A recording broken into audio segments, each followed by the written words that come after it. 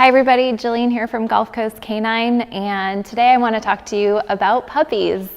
Everybody loves a puppy, the puppy breath, all the snuggling that you get to do with them. But what a lot of people don't mention about puppies is really how to start raising one. They're a lot of work, and I think sometimes we forget how much work raising a puppy truly is. From the potty training, crate training, teething, biting, nipping, jumping, chasing things. So while having a puppy can be really, really fun, it can also be a lot of work. So I'm here today to talk to you a little bit about how to start raising your puppy. I have a lot of phone calls every day, and with the puppies, we hear pretty much the same thing. My puppy is peeing around the house, or jumping and nipping at my ankles, or biting things, stealing things from me.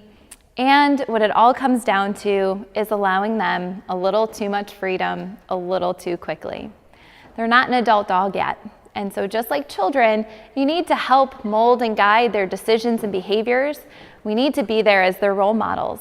And sometimes that means being able to step in when they're getting off track and help them get back on track.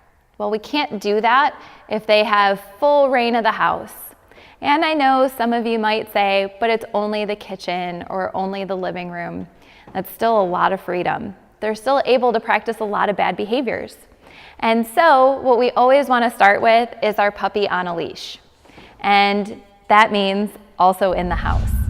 Having your puppy drag a leash around the house is a great training tool to be able to stop them from doing something they shouldn't be doing and help them into something that they should be doing.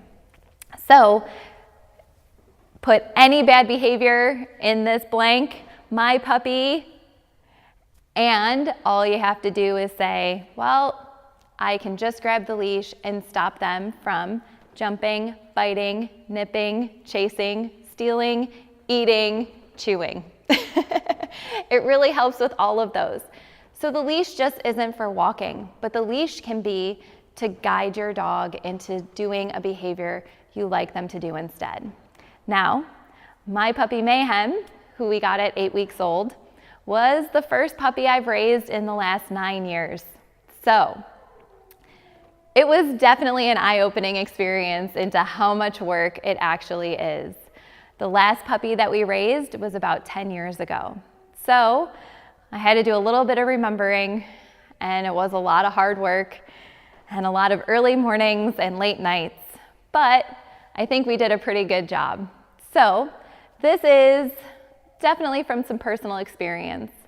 For the first 6 months of Mayhem's life, he was tied to me with a leash. And that sounds pretty crazy, right? Well, it was. He went with me everywhere. But the idea behind it was it allowed us to build a bond and a relationship with each other. He was always attached to me. He wasn't allowed to be any more than 6 feet from me. And he learned to settle much faster. I was more in tune to him because he was so close to me.